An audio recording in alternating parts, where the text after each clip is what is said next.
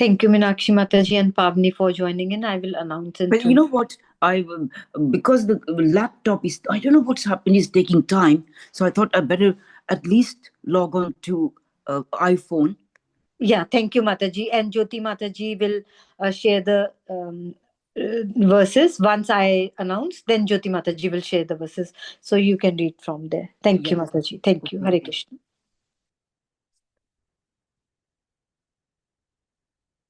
Just checking, Mataji, the verses are 1 to 14, right? Of 3 Yeah. to 11. Yes. Okay, thank you. Canto 3, chapter 11, and verses 1 to 14. Thank you, Pavni. Thank you, Pavni.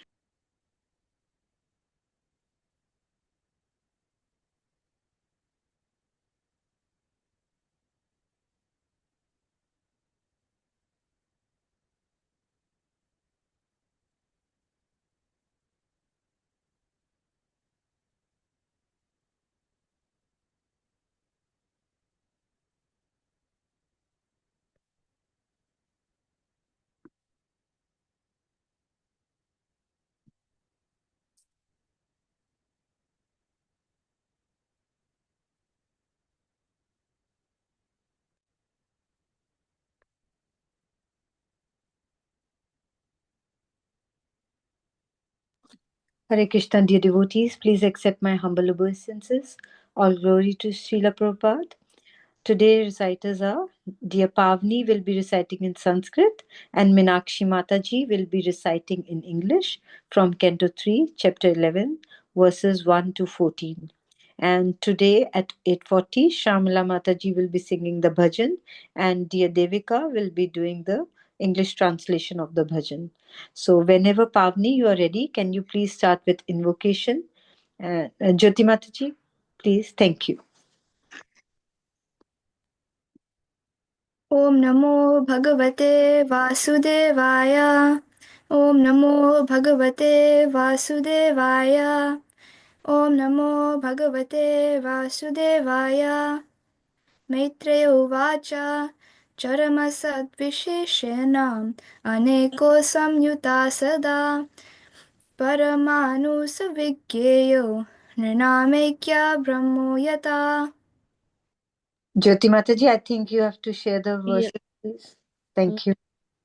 I'm a bit lost. What Canto 3, Chapter 11, Mataji. Canto 3, Chapter 11. Yes. Thank you. Let me try and find it. Sorry. Okay, thank you.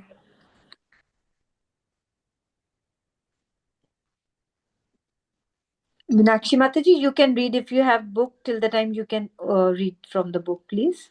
If you have. Mataji, I'm just being able to join on the computer. Let me just book. Hang on a second. That's till the time Jyoti Mataji is sharing, Mataji. How do I find Canto 3? No help. I'll get the book out.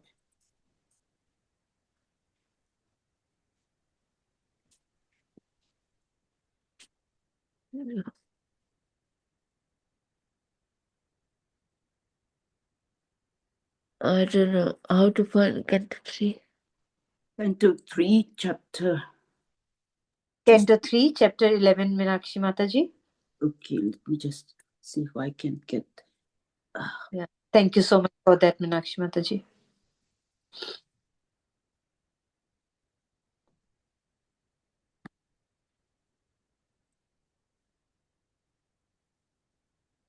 You can't share Jyoti Mataji today? I can. Okay, Mataji. I still understand.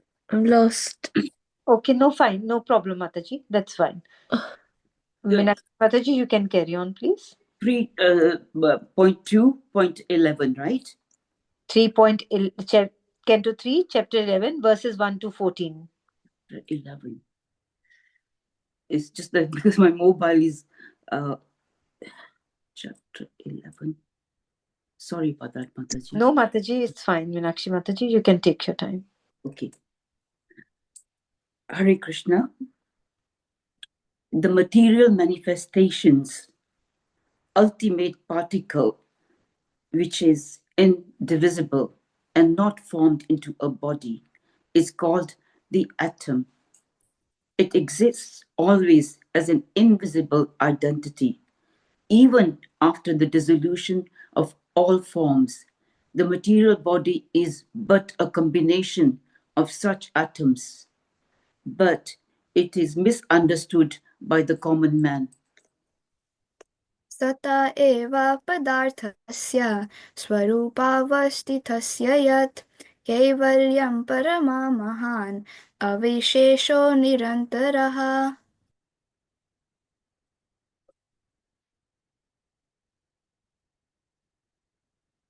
Atoms are the ultimate state of the manifest universe. When they stay in their own forms without forming different bodies, they are called the unlimited oneness. There are certainly different bodies in physical forms, but the atoms themselves form the complete manifestation. एवं कालोऽप्यनुमितः सौक्ष्म्ये स्थौले च सत्तमा संस्थानभुक्त्य भगवान् अव्यक्तो व्यक्तभुग्विभू. One can estimate time by measuring the movement of the atomic combination of bodies. Time is the potency of the Almighty Personality of Godhead, Hari, who controls all physical movement, although he is not visible in the physical world. सकला परमाणुर्वै यो भुङ्क्ते परमाणुतां सतो विशेषभुक्यस्तु सकला परमो महान्. Atomic time is measured according to its covering a particular atomic space. That time which covers the unmanifest aggregate of atoms is called the great time. अनूर्ध्वौ परमाणु स्यात् त्रसारेणुस्त्रया स्मृतः जालार्कारस्म्यवगतः खमेवानुपतान्नगात्. The division of gross time is calculated as follows. 2 atoms make 1 double atom, and 3 double atoms make 1 hexatom. The hexatom is visible in the sunshine, which enters through the holes of a window screen. One can clearly see that the hexatom goes up towards the sky. त्रसरेणुत्रिकं भुङ्क्ते यकाला सत्रुति स्मृतः शतभागस्तु वेद स्यात् तैस्त्रिभिस्तु लवस्मृतः. The time duration needed for the integration of 3 trasaranas is called a truti, and 100 trutis make 1 Veda. 3 Vedas make 1 Lava. निमेषस्त्रीलवो ज्ञेया आम्नातस्त्रेत्रया क्षणा क्षणान् पञ्चविदुःखास्तां लघुता दश पञ्च च. The duration of time of 3 lavas is equal to 1 Nimesha. The combination of 3 Nimesas make 1 Shana. 5 Shanas combined together make 1 Kastha, and 15 Kasthas make 1 Laghu. लघूनि वै समाम्नाता दश पञ्चचनाधिका ते द्वे मुहूर्तप्रहरा शद्यामा सप्तवानृणाम्. 15 lagus make 1 nadika, which is called a danda. 2 dandas make 1 muhurta, and 6 or 7 dandas make 1/4 of a day or night, according to human calculation.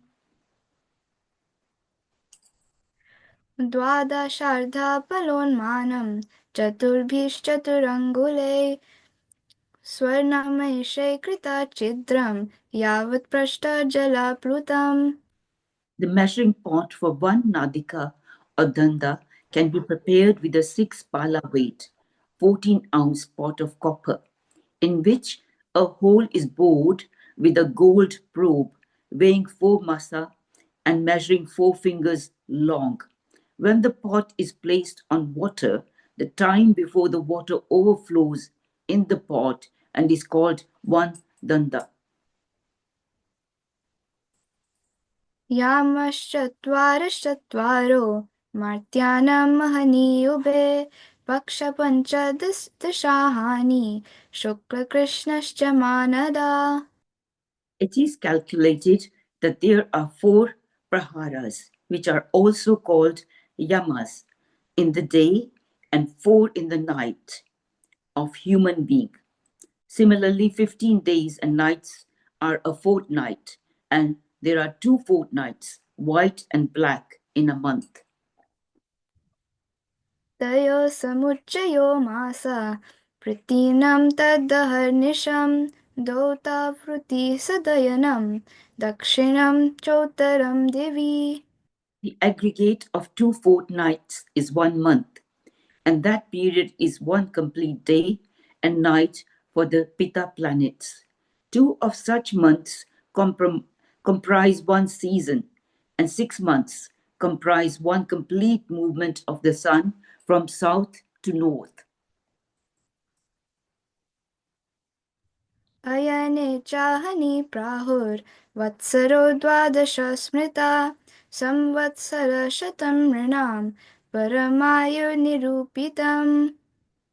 2 solar movements make 1 day and night of the demigods. And that combination of day and night is 1 complete calendar year for the human being. The human being has a duration of life of 100 years.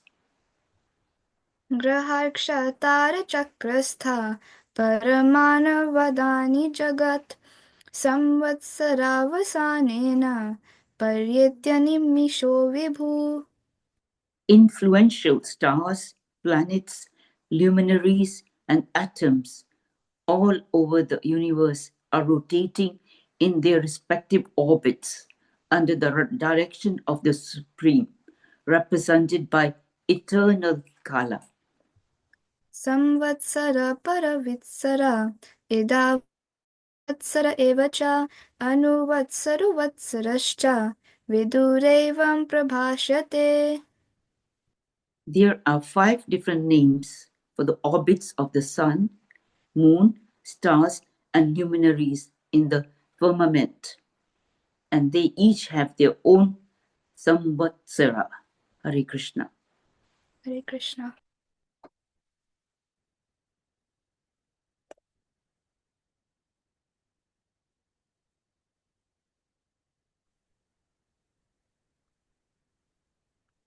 Hare Krishna. Hare Krishna, everyone. Just wanted to check you can hear me okay first.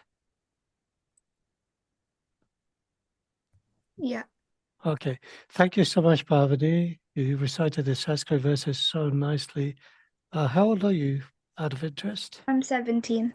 17, but you recited the verses so beautifully. Thank you so much. Thank Also you. to Meena Mataji for reciting English. Hare Krishna, everyone. Welcome to today's chat class, Sunday, 30th of March. Today's Srimad Bhagavatam class will be on Canto 3. Just put I share the screen with everyone.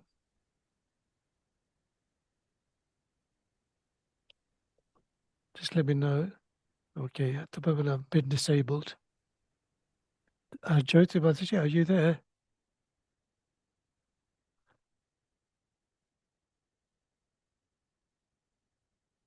Hare Krishna, Prabhuji. Hi, Hare Krishna, Jyoti Mataji.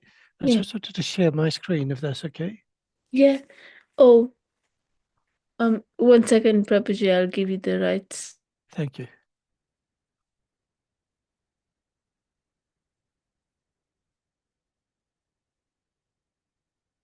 So in the meantime, I'm going to be reading from Canto 3, Status Quo, Chapter 11, Calculation of time from the atom. And the verses we're reading today is 1, 2, 3, 4, and 5.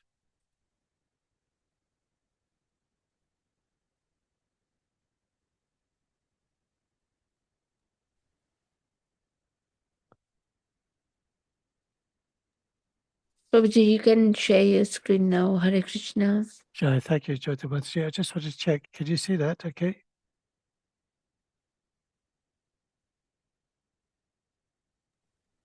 We can see it, Prabhuji. Hare Krishna. Yeah, okay, thank you very much. Namrata Mataji. Okay. Canto 3, Chapter 11, Verse 1. Om Namo Bhagavate Vasudevaya.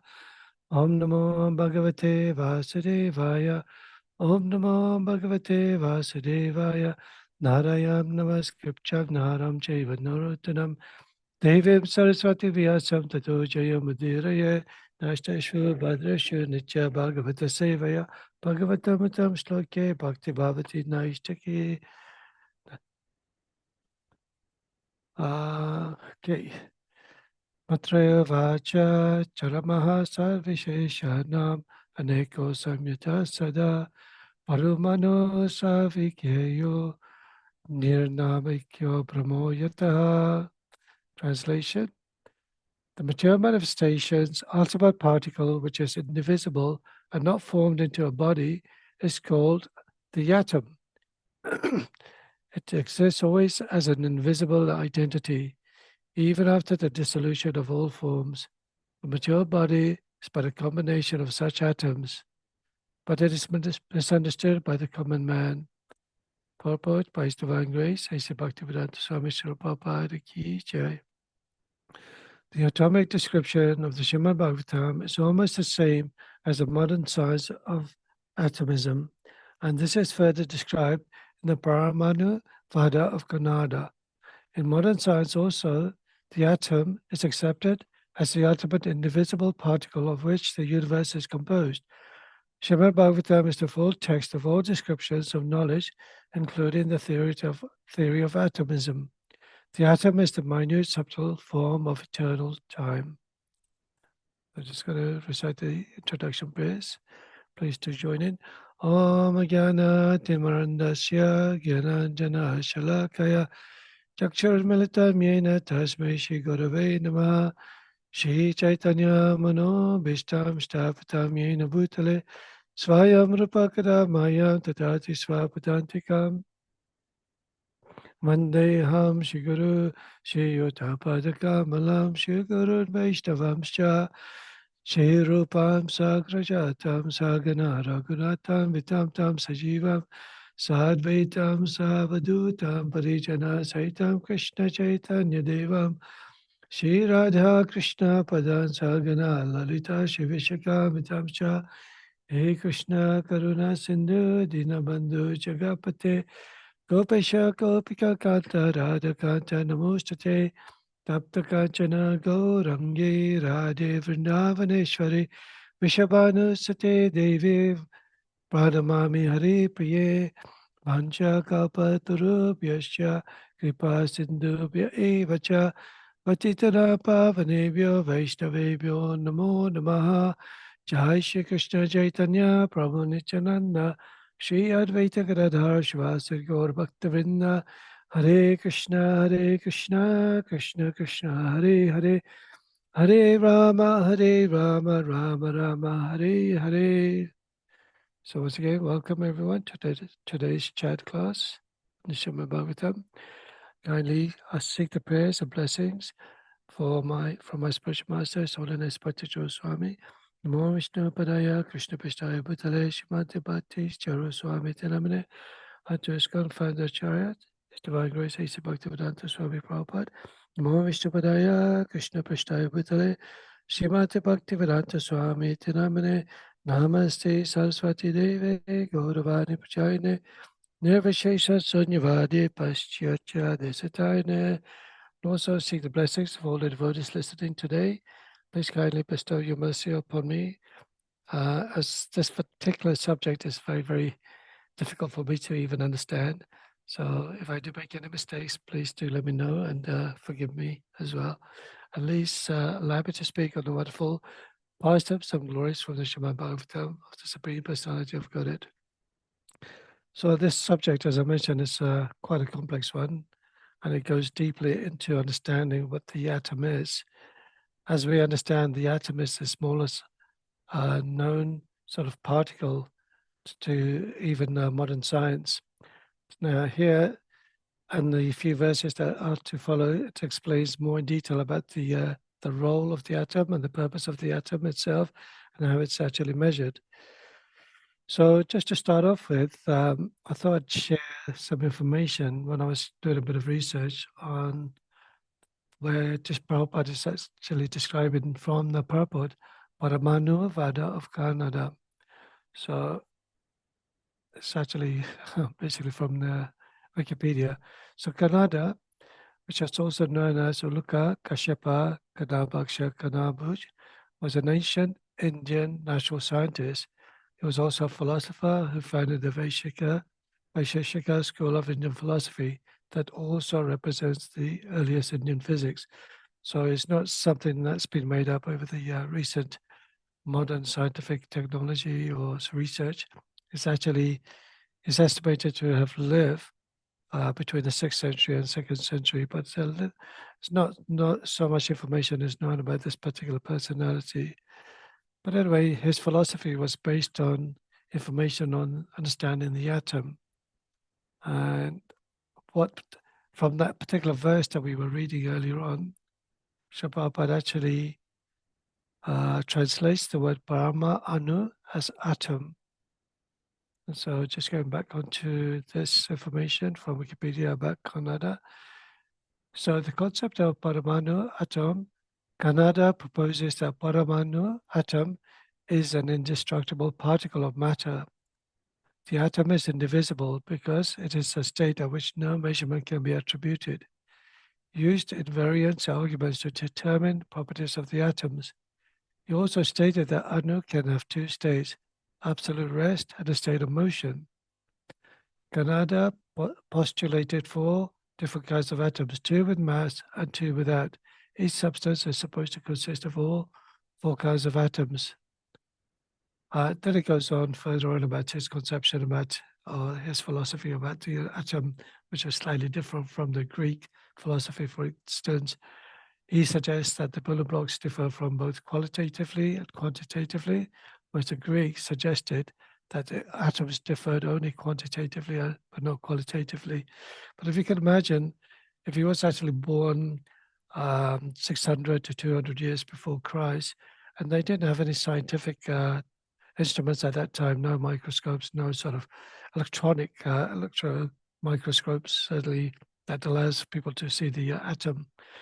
But when you actually look at the atom, when I was actually doing a bit of research, it was mentioned that there's almost like 10 million atoms side by side on the length of 1 millimeter. So can you imagine 10 million atoms side by side along the width of a 1 millimeter? So it's so difficult to understand, and understand is actually possible to actually visualize this atom itself. And as we go on further along on the Srimad Bhagavatam, it mentions about how when two atoms are added together and multiplied by 3 times, it's called a hexadecimal atom. But even then, it actually says that when the sun shines through the different sort of tiny holes in a screen, that is actually visible. But actually, even in human eye, may not be so visible at all, because if you can imagine 10 million atoms side by side, how is it possible to even visualize just 1 million atom, even at 0.1 of a millimeter? It's so difficult to understand. But sometimes what we have to understand, this scientific knowledge or this information is not based on our material vision, it's not based on our material intelligence. It's actually based on the scientific process itself, which is slightly beyond our capacity of understanding from our limited senses, as we also understand from studying the Bhagavad Gita, studying the Srimad Bhagavatam. Our senses are imperfect. We tend to make mistakes. We're also cheated in some way or another. We cheat others as well. So we have these defects within the human body. So it's not possible to understand how is it possible to see 6 atoms side by side. But anyway, the main purpose of understanding or teaching this information is actually understanding from a scientific point of view that the Srimad Bhagavatam is based on a science. Although we see it as a form of faith, a form of devotion, a form of religion as well, but it's also a scientific explanation between everything. After all that's been created around us, all this material matter, although we see it as a form of reality, to a certain degree, there may be a form of reality, but it is very minute. But it's actually a perverted reflection, just like sometimes you see something in the dark, but actually there's something far beyond it, something more superior, or perhaps the reflections of the landscape on a lake, on a beautiful still lake. There is something far beyond this illusory world, which is considered to be Maya, that which is not. So similarly, when we see an atom, it's not visible to our mundane material eyes, but certainly from a spiritual perspective, it is visible itself. But when you actually see, most of you have studied chemistry or physics, and then you understand, like when you put two or several atoms together, it makes a molecule itself. But the atom itself also has a nucleus within it, although it doesn't explain this in the verses here, but perhaps I could just share that with you. So within the size of the atom, there's a tiny particle right in the center of it called the nucleus. And that's considered to be about 10,000 times smaller than the atom. So in terms of like trying to compare this, and size-wise, if you think of a huge, big stadium, and then you see a tiny marble in the middle of that stadium, that atom is compared to that big stadium, and the tiny marble is compared to the nucleus within the center of that atom. So you can imagine how big or how small the nucleus is, and how small the atom is if there's 10 million atoms. So you can see even how many tiny nucleuses there are along the width of a millimeter. Now, if you can imagine, our body itself is made of millions and millions and millions of atoms itself. And the Supreme Personality of Godhead is actually describes that as a super soul, it resides in the hearts of every living entity, but also he's in every single atom. So is it possible to see this? Is it possible to actually see this particular pen and see millions and millions of atoms and see Krishna within it? Is it possible to see this invisible air around us? So it's millions and millions of particles surrounding us in every way. And each of those atoms, if you can imagine 10 million atoms side by side along the width of a millimeter, Krishna is in every single atom. But when you clap our hands, do we actually feel Krishna? Of course, because of our material and limited mundane vision, our material limited senses, we cannot observe that. Certainly, if we see a picture of Krishna, we actually understand, yes, I can see Krishna, we respect it in every way. But the idea behind this is to actually understand that Krishna is within and without of everything. So this science is also so complicated that sometimes you may wonder, well, what is the purpose of understanding all this information? What is the purpose? Is there some sort of comparison between religion? Is there some comparison between science? Is there some comparison between devotion? So if you were to choose something to allow you to have certain connection to God, is it based on science? Is it based on theology? Is it based on philosophy? Is it based on devotion? What is it that allows us to connect ourselves to Krishna? How can we assume that we are worshipping, not perhaps even if we feel within our own faith, Krishna? What about somebody from a different faith?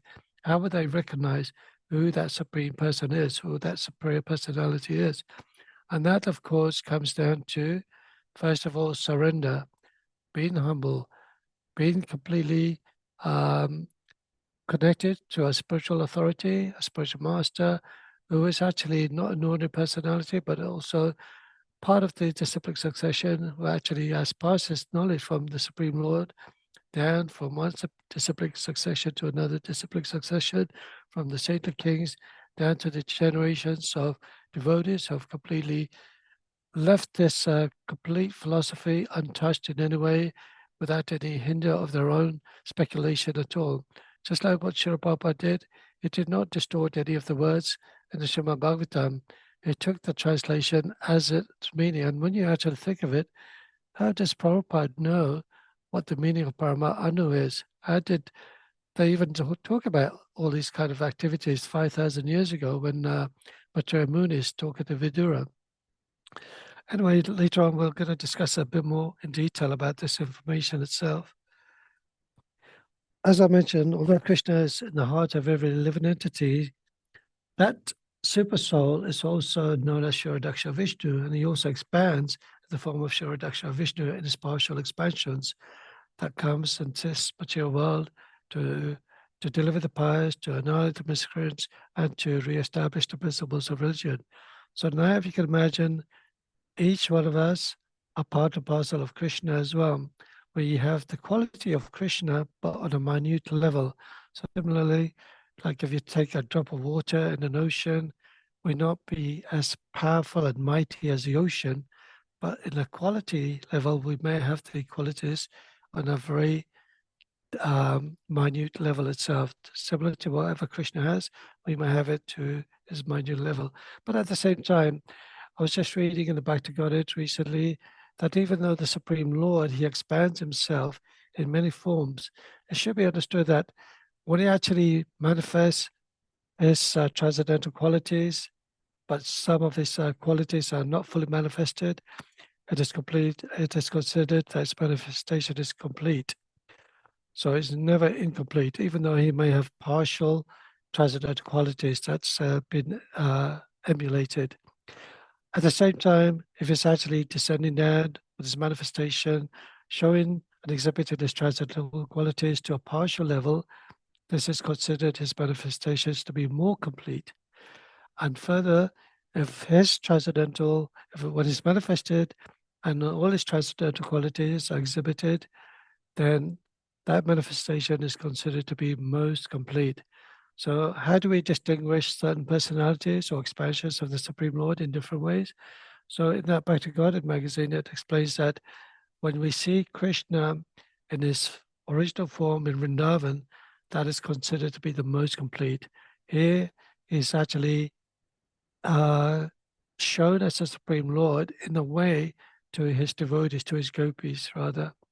Although to Nanda Maharaj and Devaki, he's just shown as a little boy and he sees them as their parents.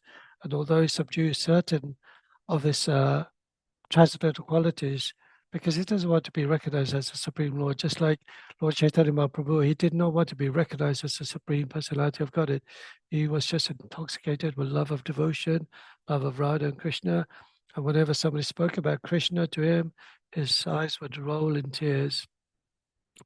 So, but at the same time, when he shows this partial expansion, this is considered to be like when he manifests himself in Dwarka or Mathura, as we understand that Lord Krishna, his original form, never leaves Vrindavan at all, but he expands himself when he goes to Dwarka, to Mathura.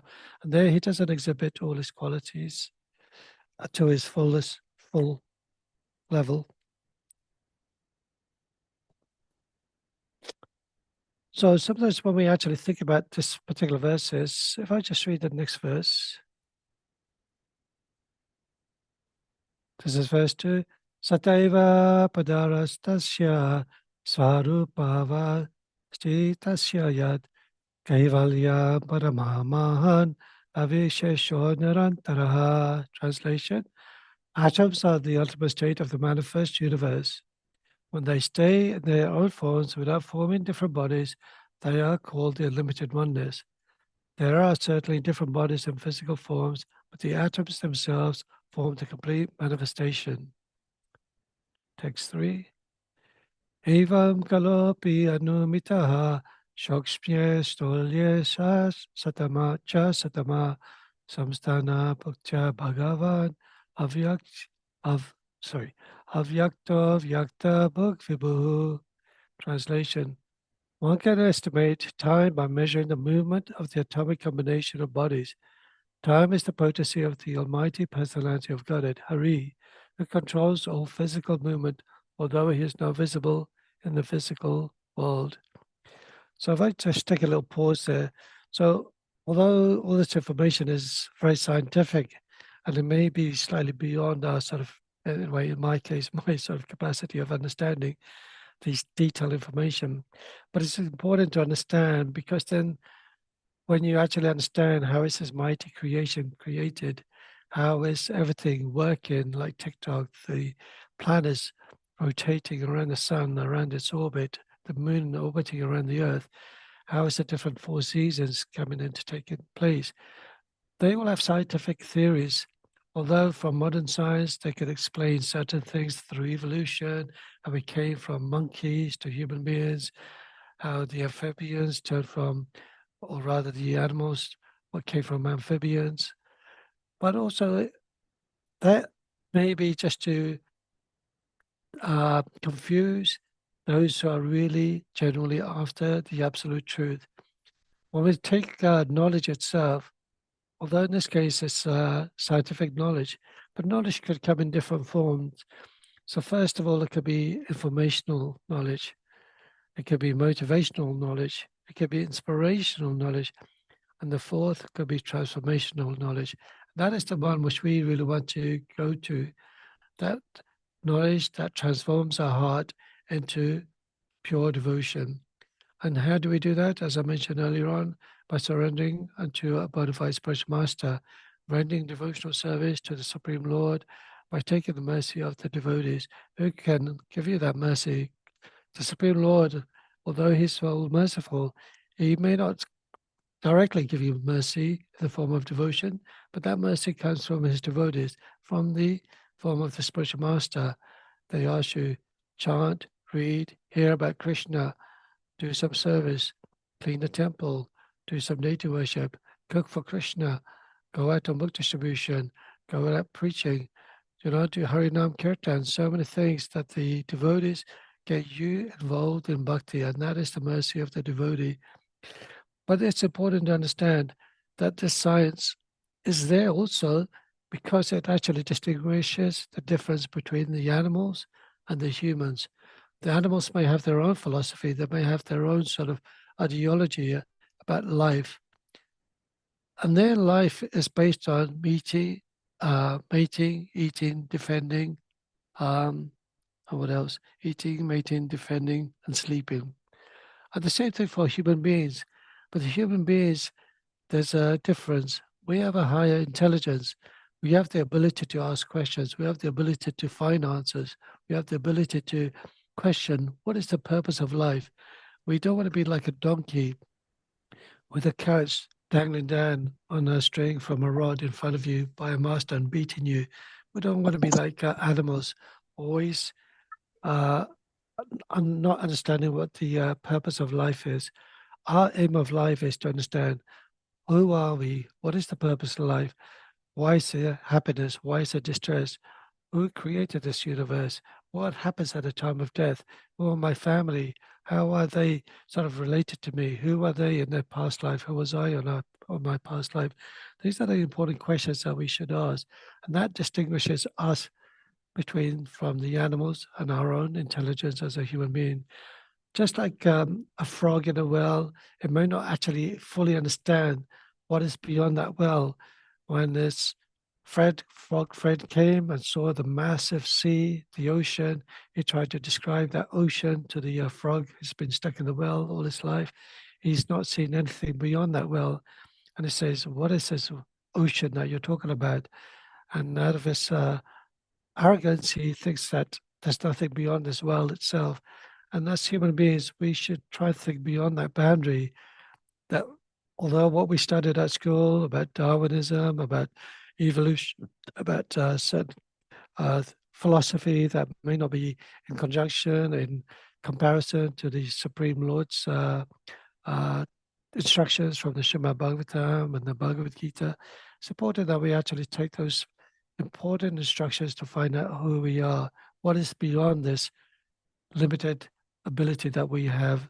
And by asking questions, that we can actually not become like a frog in the well, but become a devotee, a servant of Krishna in such a way that we actually understand that science is always there, but the science may not be something that may relate us to the Supreme Lord, but pure devotion may relate us to the Supreme Lord. Just like when Lord Chaitanya Mahaprabhu was seeing this particular man who was considered to be quite dumb, he had tears in his eyes, and everybody was laughing at this particular person. And they're all saying, why are you laughing at this person who's crying? And they said, look, he can't even read the Bhagavad Gita. He's supposed to be a dumb person. But then Lord Chaitanya Mahaprabhu asked this person, why are you crying? And then he asked, till he sees from the Bhagavad Gita, he sees the picture of Arjuna and Lord Krishna, and he sees Lord Krishna as a charioteer, Parthasarathi, and he's actually being the charioteer for Arjuna.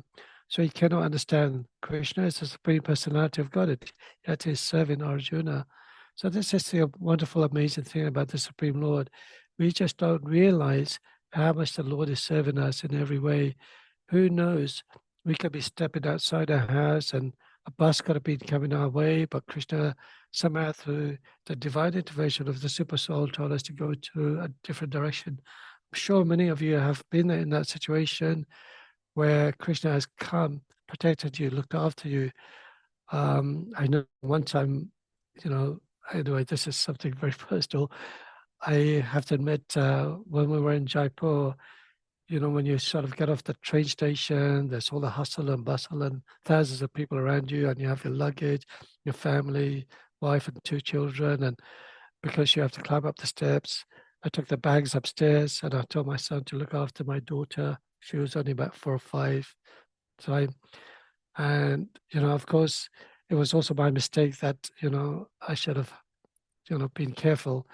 But when I came down again, she wasn't there. My daughter wasn't there and my son was there. I said, where's Radhika?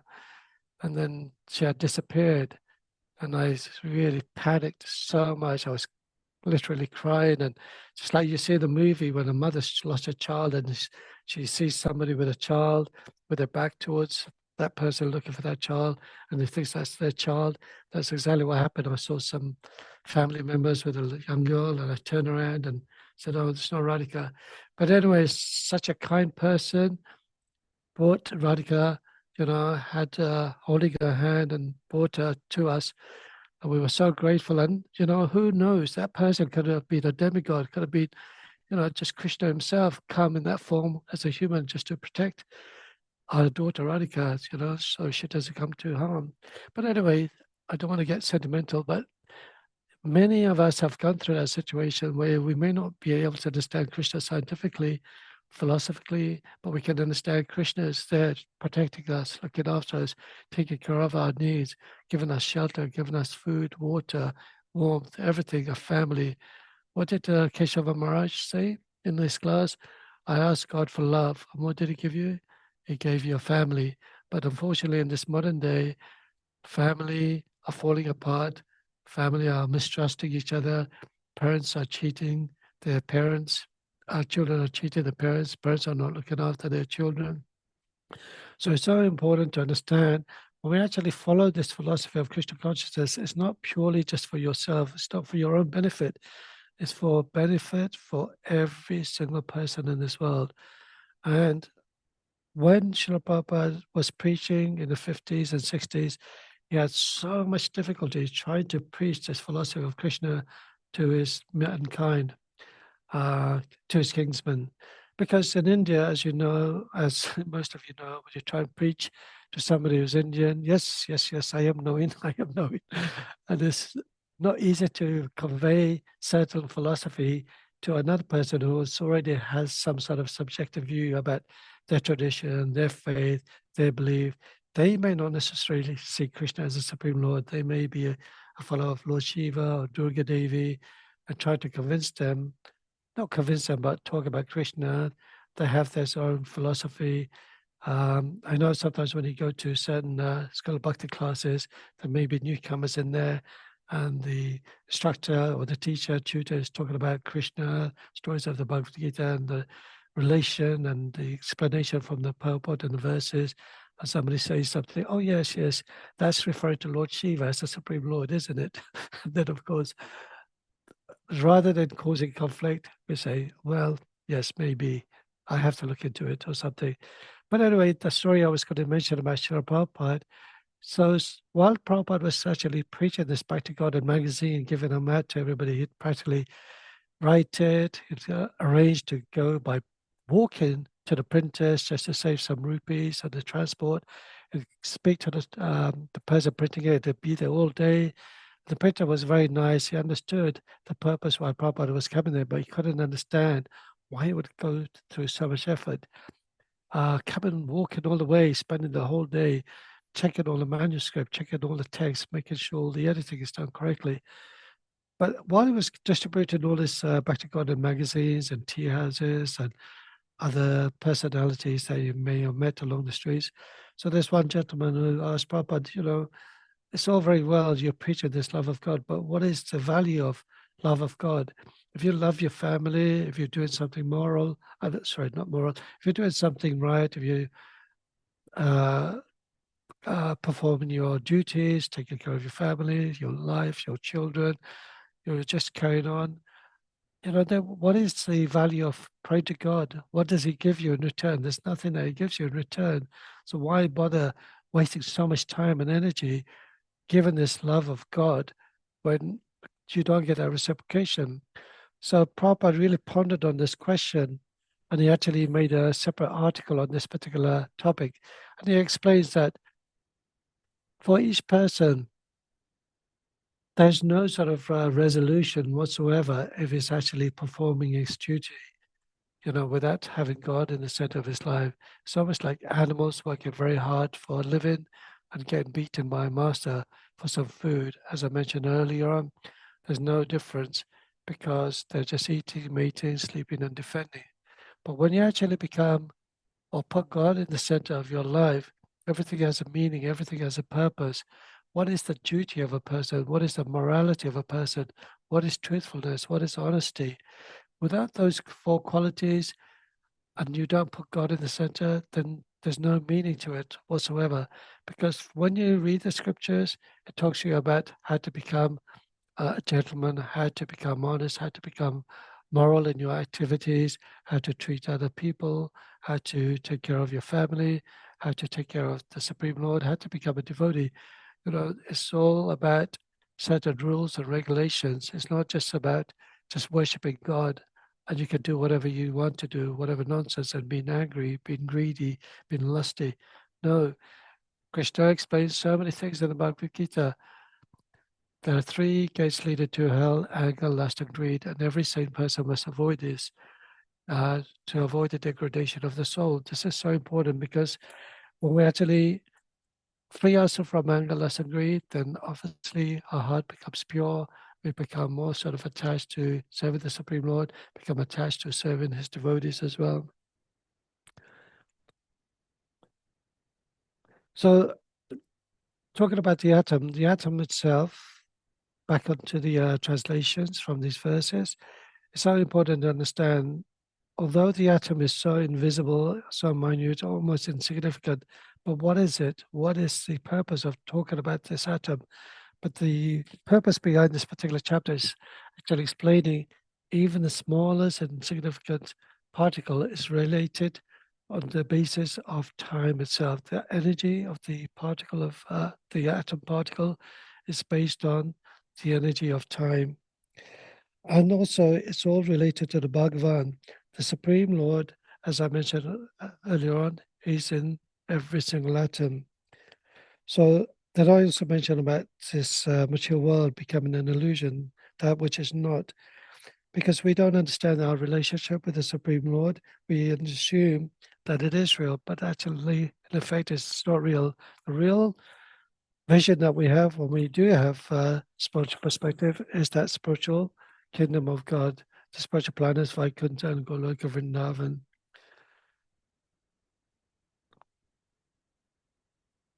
Okay.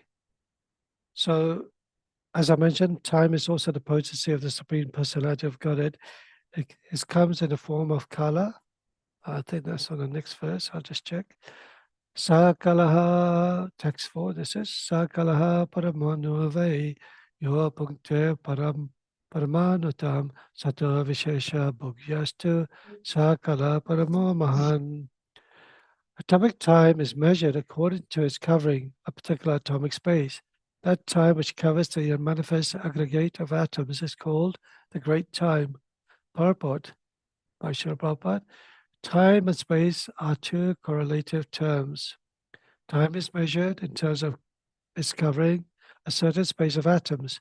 Standard time is calculated in terms of the movement of the sun. The time covered by the sun is passing over an atom is calculated as atomic time.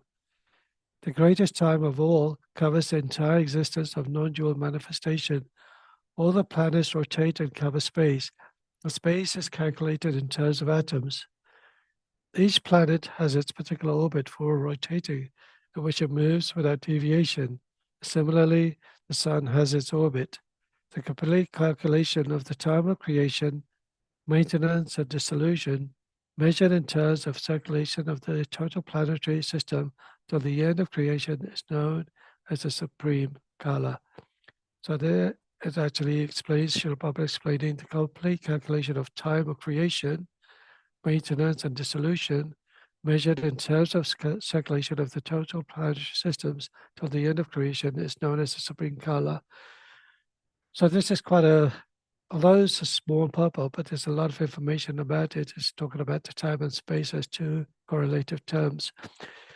But also time, although it's a part and parcel of the Supreme Lord, but the Supreme Lord is not relative to time whatsoever. Time is relative to Krishna.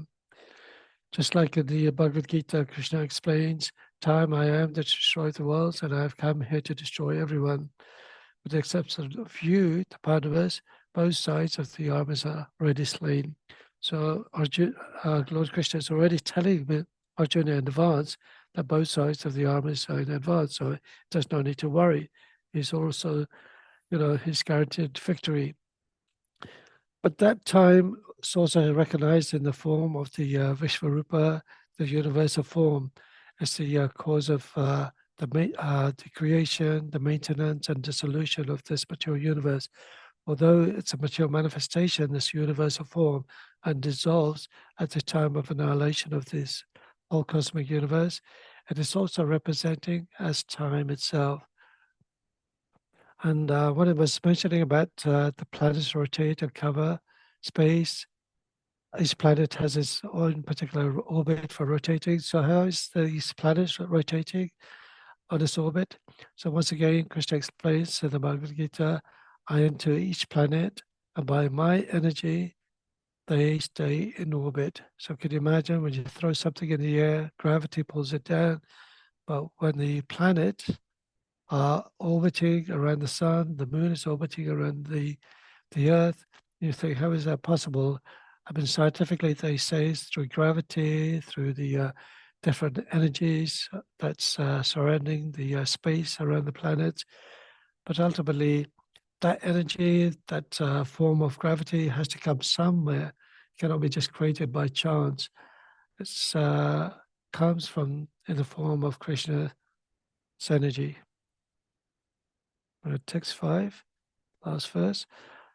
Anudva paramanusyat trasarena straya smitaha chalaka rasmi avagata kame vanopatan gagat. Translation: the division of gross time is calculated as follows. 2 atoms make 1 double atom, and 3 double atoms make a hexatom. This hexatom is visible in the sunshine which enters through the holes of a window screen. One can clearly see that hexatom goes up towards the sky. The atom is described as an invisible particle, but when 6 such atoms combine together, they're called drasharenu, and this is visible in the sunshine pouring through the holes of a window screen. So earlier on I was mentioning about when you calculate how many atoms there are side by side on a millimeter length, there's 10 million atoms. Now, can you really honestly see 6 atoms? But here, Srila Prabhupada is explaining, or rather Krishna is explaining, that this is visible through the sunshine which enters the holes of a window screen. So the particles of dust that you see that raising up through the window screen formed by the sun rays, that although we see those particles, but in honesty, with our visible eyes, material limited senses, we cannot see the hexatom. So you have to understand from a spiritual perspective, it's actually recognizing this is what you would see if you had that spiritual vision. And once again, if I just finish off, because we were talking about the atom, we have to understand that although it's talking about the science of the from the Srimad Bhagavatam perspective, the Bhagavad Gita, the chapter 2 contents of the Gita summarize exclusively. Krishna is telling Arjuna about the difference between the soul and the body, between spirit and matter. And that is exactly the important things that we have to understand. What is the difference between the body, mature body, which is made up of the gross 5 elements, earth, water, fire, air, and ether, and the subtle elements, 3 elements, mind, intelligence, and ego, which goes from one subtle body to another subtle body, depending on karmic reaction from this and previous lifetime. And then also he understands that the atom or the soul is not destroyed at all, it's not created, it's always there. It's never been a time when it never existed, never been a time when it's destroyed at all in any way. So this super soul cannot be cut into pieces, not can be divided in any way. It's completely invisible to the naked eye. And for the soul, there's never birth nor death, nor having once been, does ever cease to be. It's eternal, unborn, undying. It's primeval. It's not slain when the body is slain. That what is the purpose? What is the symptom of the soul? That pervades the entire body. Is described as the soul. It cannot be cut into pieces, nor burned by fire, nor moistened by water, or withered by the wind. That is the importance of understanding the nature of the soul. Even though it may be so minute, so invisible, it's considered to be indestructible, cannot be destroyed in any way. And from the particular super soul, it's in the heart of every living entities, and it pervades through each body in the form of the consciousness. I think that's about it. I think I've managed to cover everything. If I've forgotten anything or if I've made any mistakes, to forgive me. One of the things I forgot to mention about, even though we were talking about the scientific theory, sometimes even devotees, they find it very difficult to understand many of these theories and philosophy that's come forward from the Srimad Bhagavatam. Even there was a time when Srila Prabhupada actually mentioned when they actually had the landing of the moon in 1969, and then Srila Prabhupada, he was having a massage and there was a TV screen while they were showing the landing of the moon. And while the Planet Apollo or whichever shuttle it was that was landing on the moon, Prabhupada said, "Oh, this is not the moon at all." And the devotee who was massaging Prabhupada could not really agree to Prabhupada what he was saying. So it so happened that from Srila Prabhupada Leela this particular devotee had left because he couldn't understand how the American who was so proud about the first man on the moon, launching the rocket on the moon, and Prabhupada is dismissing it. But now if you look at it, there's many, many theories from scientific perspective that they actually say that, that the landing of the moon was a hoax. Similarly, when we talk about the flat earth and the creation of the universe, the universe being sort of on a flat level itself, so many people actually misunderstand that and they say that the earth is flat.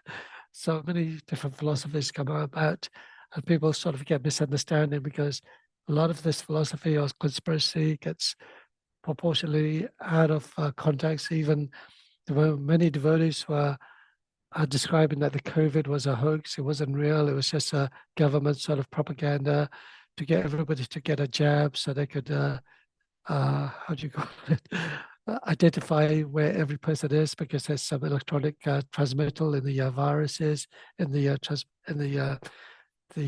what do you call it, the injections that they gave you.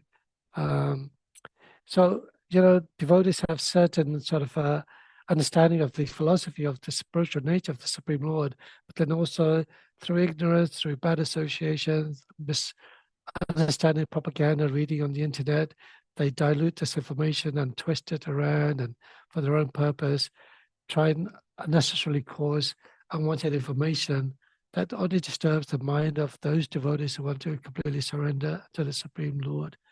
So please, please, please try and stay focused and serve the spiritual master, serve the Parampara, serve the Supreme Lord in a wholehearted way based on the devotion that's described in the beautiful topics of the Srimad Bhagavatam and Bhagavad Gita, Chaitanya Charitamrita. Hare Krishna. Thank you very much, everyone, for listening. I believe there would be a song there, a kirtan song. Yes, Prabhuji, Hare Krishna, Medanat Pranam, all glories to Srila Prabhupada. Thank you, Prabhuji. Beautifully explained as always. Hari Bol, all glories to your service. So, Prabhuji, yesterday we have a beautiful bhajan. Nadiya Gaur Dhrume Nityananda Mahajan will be sang by Shamla Rao Mataji. But before she sings, we're going to have Shabani Mataji who'll do the English recitation, if that's okay. Shabani Mataji, let me know when you can see my screen, okay? Yeah. Okay, you can see the screen, Mataji? No, it's still. Yes, I can see Mataji now. Okay, Mataji. Ready when you are. Hare Krishna. Thank you, Mataji. Hare Krishna. In the land of Nadia, on the island of Godruma, the magnanimous Lord Nityananda has opened up the marketplace of the holy name, meant for the deliverance of all fallen souls. O people of faith, O people of faith, by the order of Lord Gauranga, O brothers, I beg these three requests of you. Chant Krishna, worship Krishna, and teach others about Krishna. Being careful to remain free of offenses, just take the holy name of Lord Krishna. Krishna is your mother, Krishna is your father, and Krishna is the treasure of your life. Giving up all sinful activities, carry on your worldly duties only in relation to Lord Krishna. The showing of compassion to other souls by loudly chanting the holy name of Krishna is the essence of all forms of religion. Hare Krishna. Thank you, Mataji. Beautifully read. Hare Krishna. Shamla Rao Mataji, when you're ready. Hare Krishna. Hare Krishna. Just want to apologize upfront. I'm having a bit of cough. So hopefully I'll sing without coughing in between. But if I do, please excuse me. Hare Krishna. Nadiya Godrumi Nityananda Mahajan. Nadiya Godrumi Nityananda Mahajan. Patiyache naam hata jeevera karan. Patiyache naam hata jeevera karan. Nadiya Godrumi Nityananda Mahajan. श्रद्धावान जन है श्रद्धावान जन है प्रभुराज्ञय भाई मागिए भिक्षा प्रभुराज्ञय भाई मागिए भिक्षा बोलो कृष्ण भजो Krishna Guru Krishna Shiksha, Bolo Krishna, Bhajo Krishna, Guru Krishna Shiksha, Nadiya Godrumi Nityananda Mahajan. अपराध शून्य होए लोह कृष्ण नाम अपराध शून्य होए लोह कृष्ण नाम कृष्ण माता कृष्ण पिता कृष्ण धन प्राण कृष्ण माता कृष्ण पिता कृष्ण धन प्राण Nadiya Godrumi Nityananda Mahajan. Krishnira samsara guru chadiya nachar. Krishnira samsara guru chadiya nachar. Jive doya Krishna nama sarvadharma sar. Jive doyo Krishna nama sarvadharma sar. Nadiya Godrumi Nitya Nanda Mahajan Patiyachi Namata Jivira Karan Patiyachi Namata Jivira Karan Nadiya Godrumi Nitya Nanda Mahajan. Hare Krishna. Hari Thank Bol you, Mataji. Mataji. Beautifully sing. Very nice, Mataji. Oh, glorious to your service. Oh, glorious to your service. Thank you for giving your opinion, Mataji. Hare Krishna. Jai, Hare Krishna, thank you so much. So beautifully sung. It's a beautiful song as well. I'm not sure if you've heard the Gurukuls perform this particular drama on Nishidanda's birthday, but it's so beautiful. But thank you so much, everyone. Please have a wonderful week, and please keep chanting, hearing, and remembering about Krishna. Hare Krishna Vancha Kapa Tarupyascha Yasya Kapa Sindhubhya Vacha Patitana Pavanebhyo Vaishnavebhyo Namo Namaha Jai Shama Bhagavatam Ki Ki Jai Jai. Srila Hari Prabhupada Ki Bol. Jai Anantakoti Vaishnavrinda Ki Jai. Ki Thank you Jai. everyone for listening. Hare Thank you. Krishna. Thank you, Prabhuji. Hare Hare Krishna. Krishna. Thank Thank you, you. Prabhuji. Hare Krishna.